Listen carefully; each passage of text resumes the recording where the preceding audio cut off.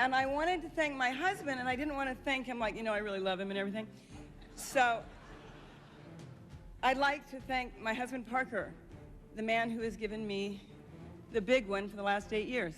At 74, Parker Stevenson has finally broken his silence after Kirstie Alley's death. Decades after their marriage ended in 1996, and the legal dust of their 1997 divorce had settled into distance rather than dialogue, Stevenson had largely stayed away from revisiting the relationship that once defined a major chapter of his life. But when Kirstie Alley died in 2022, it reopened public attention on their shared history. 14 years of marriage, 2 children, and a long separation. But this story actually began in the early 1980s, and that's where we're going. The teen idol who never played the role. He was never supposed to be the one who stayed in your memory.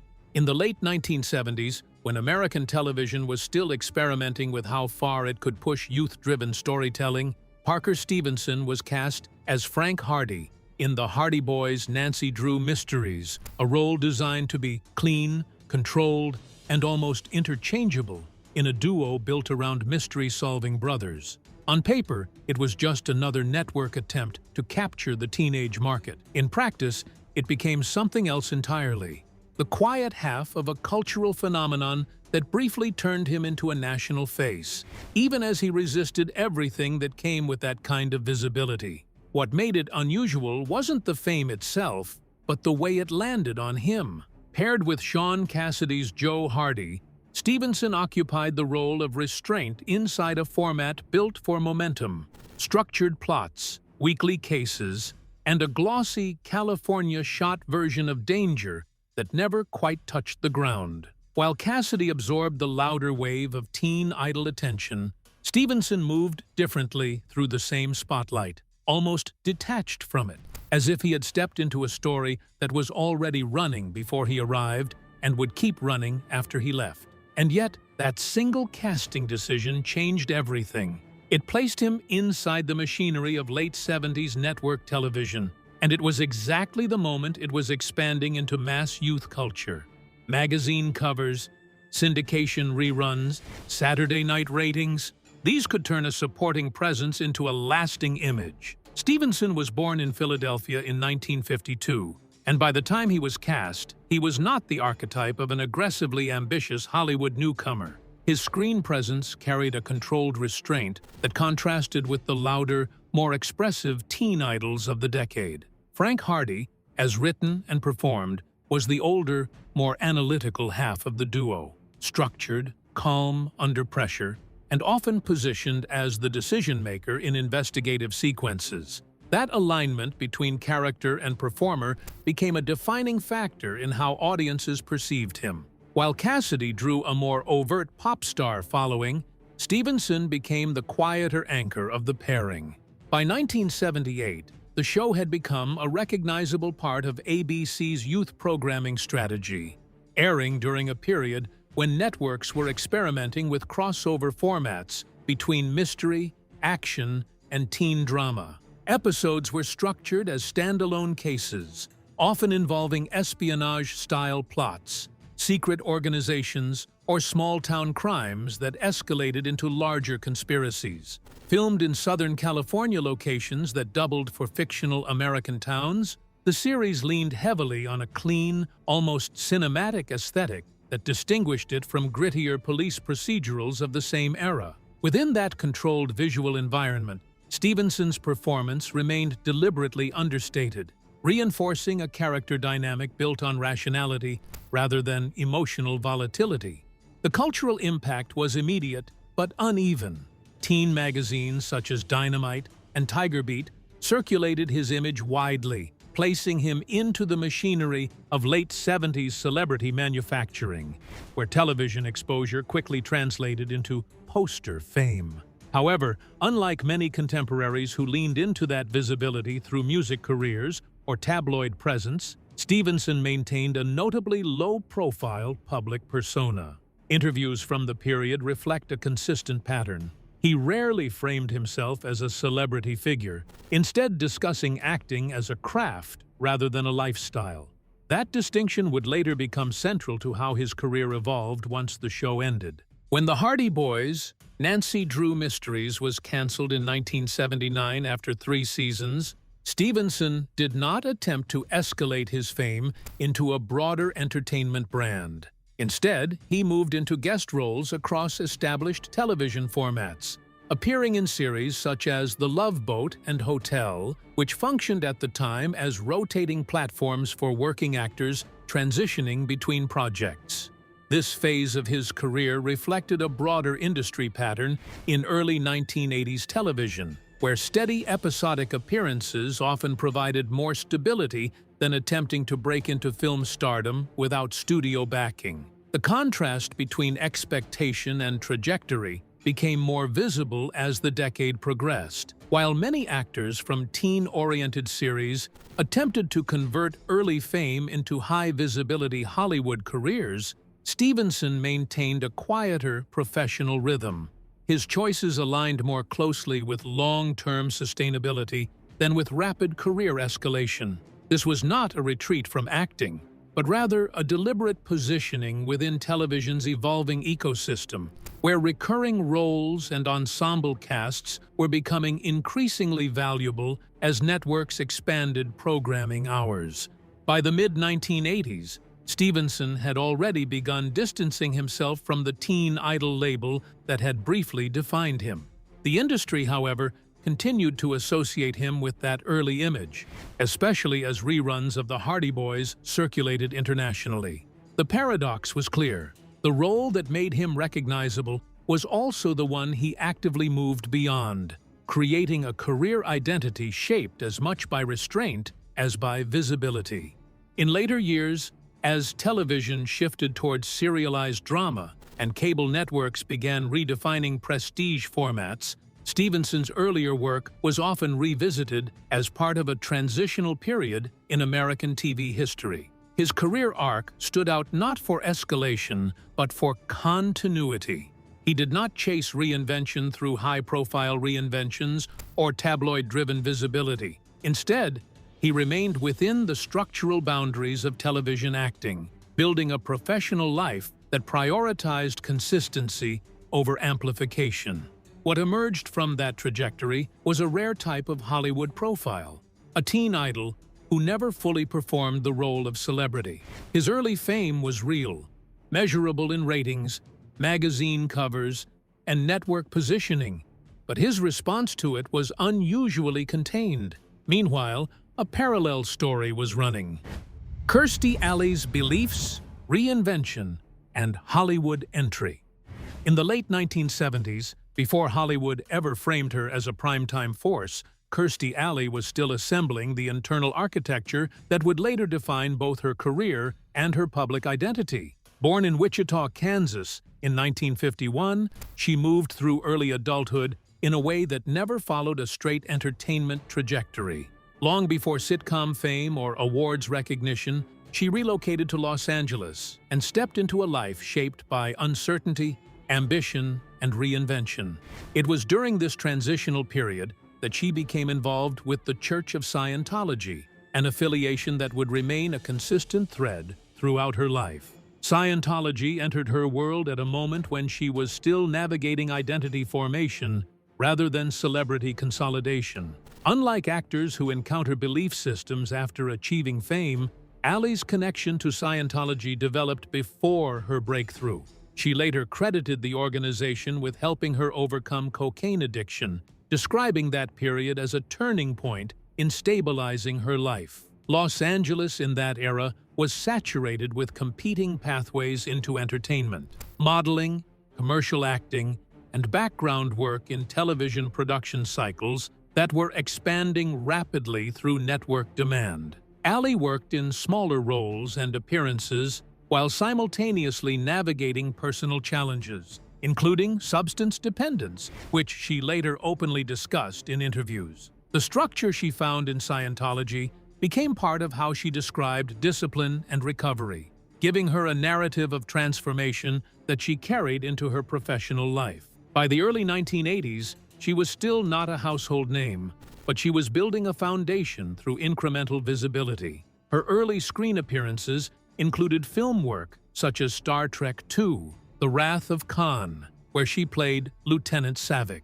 The entertainment industry at that time was shifting toward high-concept television and franchise film expansion, but Alley's breakout had not yet arrived. She remained one of many working actors moving through auditions, supporting roles, and episodic television appearances. Her breakthrough came in 1987, when she joined the cast of Cheers as Rebecca Howe, replacing Shelley Long in a series that was already one of the most successful sitcoms in American television history. The transition itself carried high risk. Replacing a central character in a top-rated show often disrupted audience loyalty. Instead, Alley's performance recalibrated the dynamic of the series. Rebecca Howe was written as ambitious, socially aspirational, and emotionally volatile in a way that contrasted sharply with the bar's established ensemble. Within that structure, Alley's expressive acting style became a defining force. By 1991, she had reached full recognition within the television industry, winning both an Emmy Award and a Golden Globe for her work on Cheers. The Emmy win in 1991 placed her at the center of primetime television prestige. At that point, her public identity expanded into interviews, public appearances, and a growing willingness to speak candidly about her beliefs, including Scientology. That openness shaped how she was perceived outside the screen. In an industry where many actors maintained carefully separated personal and professional identities, Alley often merged the two. She discussed addiction recovery, discipline, and personal transformation in ways that reflected both her lived experience and the framework she attributed to Scientology. This made her public persona unusually direct for a Hollywood figure of her stature, especially during a period when celebrity interviews were becoming increasingly curated through media strategy. Her visibility increased further as Cheers continued its long run through the late 1980s and early 1990s. A meeting that collapsed distance. Los Angeles in 1981 was a city in constant motion, where television actors, film hopefuls, and industry workers often crossed paths in spaces that blurred the line between social life and career networking. It was in this environment, at a bar in Los Angeles, that Kirstie Alley and Parker Stevenson first encountered each other. At that point, neither of them was orbiting the same level of fame, but both were already inside the machinery of Hollywood. The meeting itself has been described in interviews and later retellings as immediate rather than gradual. Alley noticed Stevenson across the room and reacted with strong certainty and intensity, a contrast to his more restrained presence. Stevenson, by multiple accounts, was not initially seeking disruption. He was at the venue with a date. What followed became one of those small, decisive Hollywood moments where routine social movement collapses into narrative consequence. He left his original companion to engage with Alley instead. That shift mattered less as a dramatic gesture and more as a structural break in trajectory. Stevenson's public persona up to that point had been defined by control and composure. Alley's presence, by contrast, carried the opposite energy, expressive, immediate, and emotionally forward-leaning. The contrast was not subtle. It was, by most descriptions, visible in the way they occupied the same space rather than simply shared it. At the time, Los Angeles nightlife functioned as an informal extension of the entertainment industry itself. Bars and restaurants in West Hollywood and surrounding areas often acted as collision points for actors between projects, casting directors, and emerging talent. Meetings were frequent, but sustained attention was not. What made this encounter stand out in later retellings was not just that they met, but that the interaction appeared to interrupt existing patterns almost immediately. Following that initial night, the two began dating in 1981. The early phase of their relationship unfolded during a transitional moment for both careers. Stevenson was moving beyond the peak visibility of his teen fame into steady television work, while Alley was still building toward her breakout role on Cheers, which would not arrive until 1987. This period placed them in an unusual equilibrium. both adjacent to fame but not fully defined by it. That balance allowed their relationship to develop outside the immediate pressures that later success would impose. The timeline from meeting to marriage was relatively short, approximately 2 years. They married on December 22, 1983, formalizing a relationship that had already begun to reveal its internal contrasts. By that point, both were aware that their compatibility was not rooted in similarity. Stevenson's temperament remained reserved and inward-facing, shaped by a preference for privacy and stability. Alley's personality leaned toward intensity, emotional expressiveness, and a willingness to articulate belief and conviction in public-facing ways. Those differences were not hidden during the courtship period. They were visible from the beginning. In fact, they functioned as part of the relationship's early structure rather than later complications. Their dynamic reflected a pattern often seen in high-pressure entertainment environments. Attraction formed not through shared lifestyle design, but through contrast that feels initially complementary. One partner brings acceleration, the other brings grounding. In practice, however, that balance is not static. Fame, family, and contrasting worlds. Over the next 14 years, their relationship moved through one of the most dynamic eras in American television history. Network programming expanded aggressively through the 1980s and early 1990s, with sitcoms, dramas, and syndicated series increasingly shaping national pop culture. Within that environment, Alley's breakthrough came in 1987, when she joined Cheers as Rebecca Howe. By 1991, she had won both an Emmy Award and a Golden Globe, cementing her status as one of television's most recognizable comedic performers.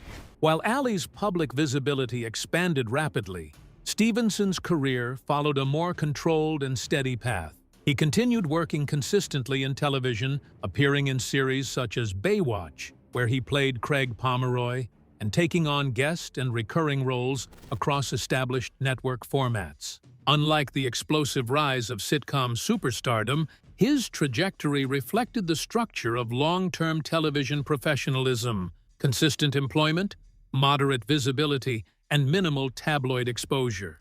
This divergence in career intensity became one of the defining external pressures of their marriage, even as both remained active within the same industry ecosystem.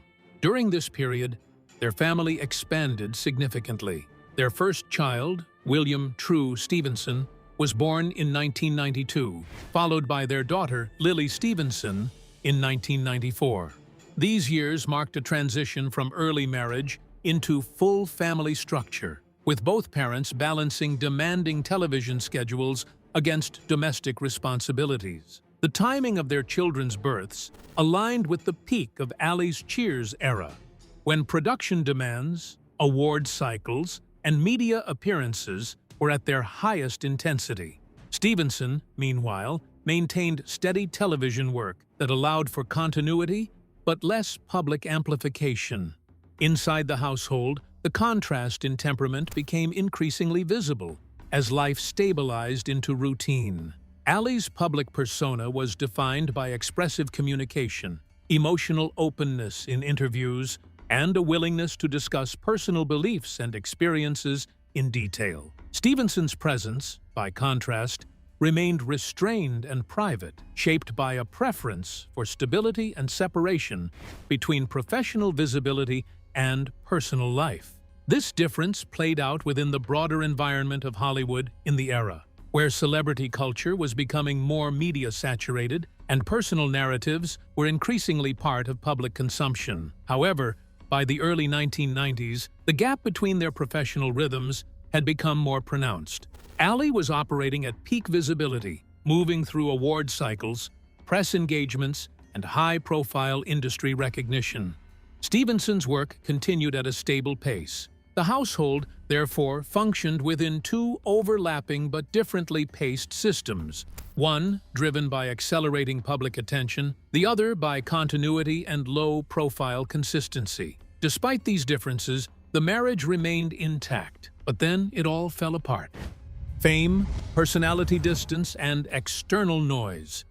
By the early 1990s, what had once looked like a balanced contrast inside the marriage between Kirstie Alley and Parker Stevenson began to harden into distance. They had already spent nearly a decade together by this point, moving through the accelerating pressures of Hollywood fame, children, and competing professional rhythms. What changed was not a sudden fracture, but the way external visibility began to amplify internal differences that had always been present. Alley's career during this period placed her firmly in the center of American television culture. With that recognition came an increasingly open public persona, one that did not separate personal experience from professional identity in a strict way. Stevenson's trajectory, by contrast, remained grounded in steady television work rather than peak visibility cycles. This created a structural imbalance in attention.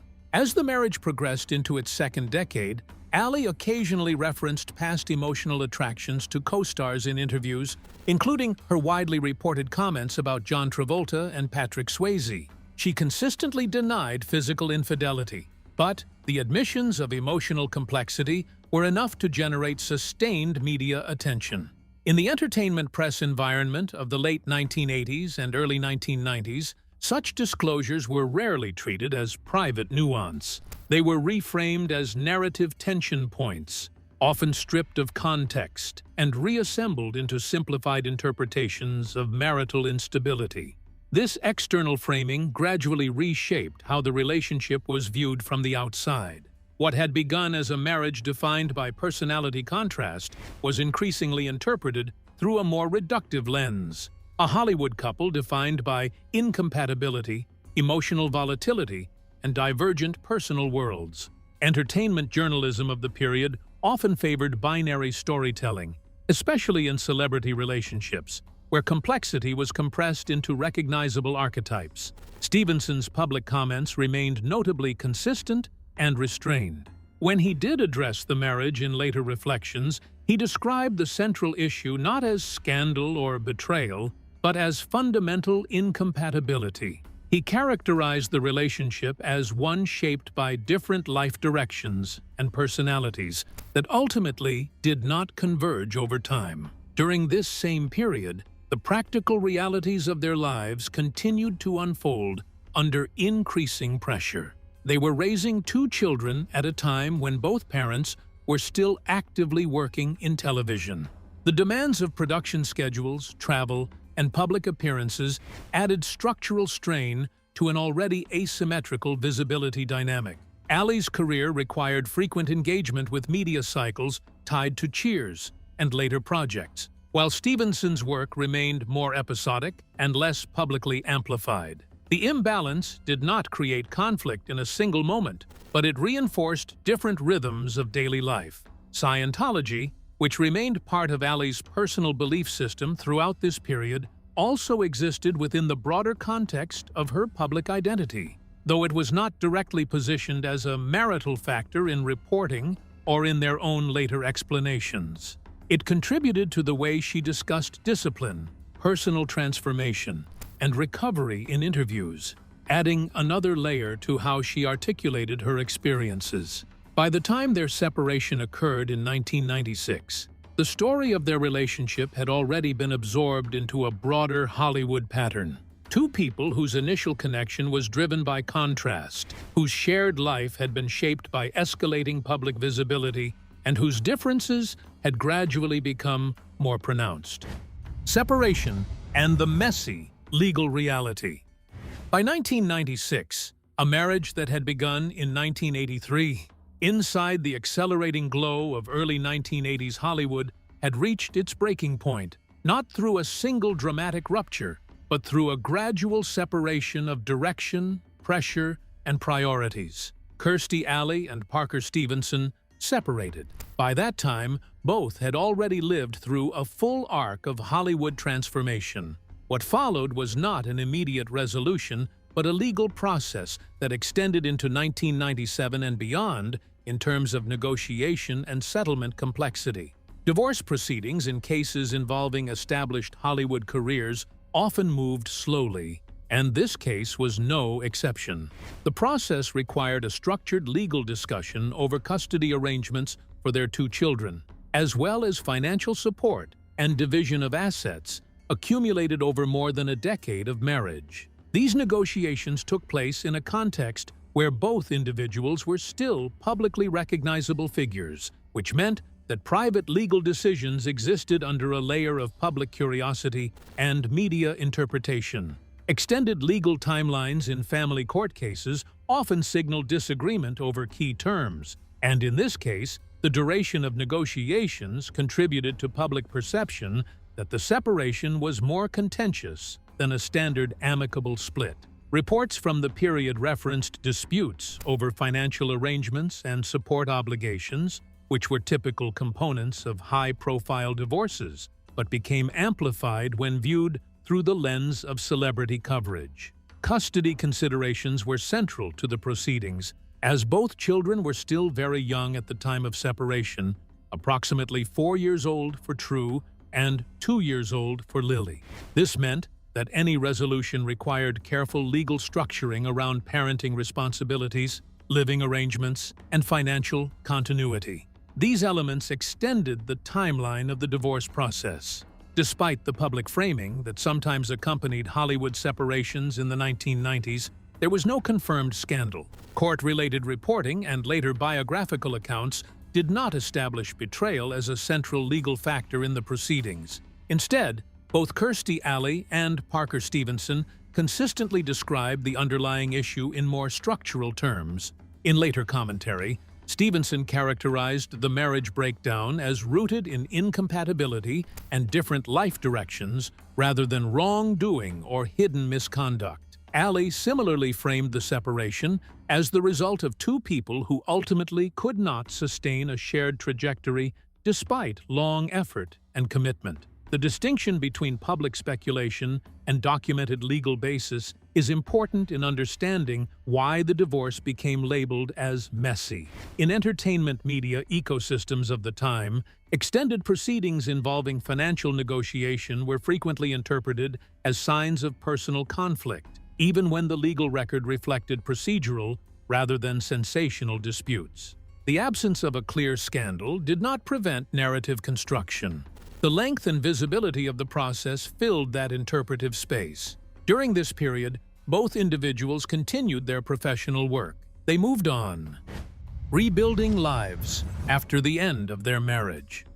In 1999, Stevenson openly acknowledged that the wounds were still fresh, admitting that he and Alley were not friends at that point, though they continued speaking regularly regarding their children.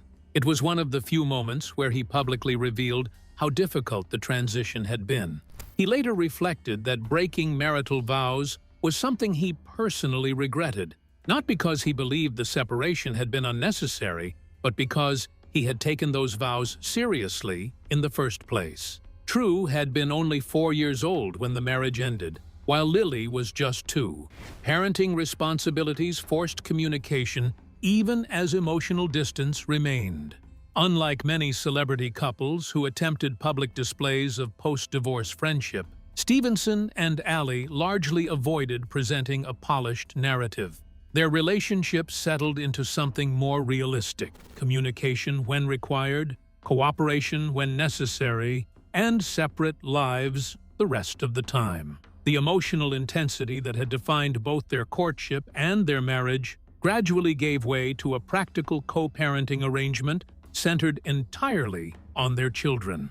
As the 2000s began, the contrast between their public lives became even more pronounced. Alley remained one of the most recognizable television personalities in America. Following her success on Cheers, she starred in projects such as Veronica's Closet and later became a fixture of reality television, weight loss campaigns, and celebrity competition programs. She spoke frequently and candidly in interviews, often discussing relationships, personal struggles, body image, and Scientology. Her connection to Scientology remained a major part of that public identity. Having joined the organization before achieving stardom, she consistently credited it with helping her overcome addiction to controlled substances and rebuild her life.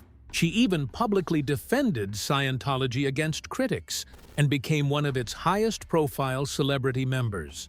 That loyalty often placed her at the center of media controversies, particularly during public disputes involving former Scientologists such as Leah Remini. Whether discussing her acting career or personal life, journalists frequently treated Scientology as inseparable from the broader story of who Kirstie Alley had become. Stevenson, meanwhile, moved in the opposite direction. Rather than maintaining a high-profile public presence, he built a career defined by consistency rather than visibility. He continued appearing in television projects, including recurring roles and guest appearances, but largely avoided celebrity culture. The contrast was striking. Their personal lives also evolved differently. Alley never remarried after the divorce, though she remained publicly linked to various romantic stories and continued discussing past relationships in interviews and memoirs. Stevenson eventually found lasting companionship with chef and television personality Lisa Schoen. The two married in September 2018 at the Demetria Estate Winery in Los Olivos, California. Fittingly, the story of their relationship reflected Stevenson's quieter personality. According to accounts shared by the couple, one of the things that initially drew him to Schoen was her cooking, particularly a chicken noodle soup recipe that became part of their family lore. True, Stevenson eventually became a father, welcoming a son named Waylon Way Trip Parker Stevenson in 2016. Their daughter, Lily Stevenson, also started a family, giving Alley and Stevenson another grandchild in 2021. These developments created a new chapter neither of them could have anticipated when their marriage ended. But then, the worst happened. When Parker Stevenson broke his silence after Kirstie Alley's death. Through the years that followed their divorce, Parker Stevenson rarely turned his past with Kirstie Alley into a public narrative. He largely avoided discussing the marriage altogether. Even as Alley continued to generate headlines through her television work, public comments, weight loss struggles, political opinions, and outspoken defense of Scientology, Stevenson remained largely absent from those conversations. That changed on December 5, 2022, when Kirstie Alley died at age 71, after what her family described as a cancer battle that had been only recently discovered. The announcement came directly from their children, True and Lily, who revealed that their mother had been surrounded by close family members during her final days. In a statement released shortly after her death, they described Alley as an incredible, fierce, and loving mother who had fought with great strength, adding that, as iconic as she was on screen, she was an even more amazing mother and grandmother. As tributes poured in from across Hollywood, including messages from John Travolta, Ted Danson, Rhea Perlman, Jamie Lee Curtis, Kelsey Grammer, and other former colleagues, many observers wondered whether Stevenson would publicly respond. After all, more than 2 decades had passed since the end of their marriage. Both had built entirely separate lives. Yet, Stevenson chose to speak, and the simplicity of his message immediately drew attention. Posting a photograph from their years together, Stevenson addressed her directly rather than speaking about her in the third person. His tribute began with the words, "Dear Kirstie," a remarkably personal opening for a relationship that had officially ended 25 years earlier. He then wrote, "I am so grateful for our years together and for the 2 incredibly beautiful children, and now grandchildren, that we have." The wording was significant. Stevenson did not mention the divorce. He did not revisit the legal battles of the late 1990s. He did not address old rumors, public controversies, Scientology, or any of the issues that had surrounded Alley throughout her career. Instead, he reduced nearly 4 decades of shared history to the things he evidently considered most important: the years they spent together, the children they raised, and the grandchildren who now existed because of that relationship. The closing line was even shorter: "You will be missed. With love, Parker." The tribute, some might say, represented the final evolution of their relationship. Well, that's it for now. Thanks for watching. Did you like this video? If you did, please consider liking, dropping a comment, and hitting the subscribe button so that you don't miss out on our new uploads. Also, don't miss this video you see on your screen right now. It's truly unbelievable.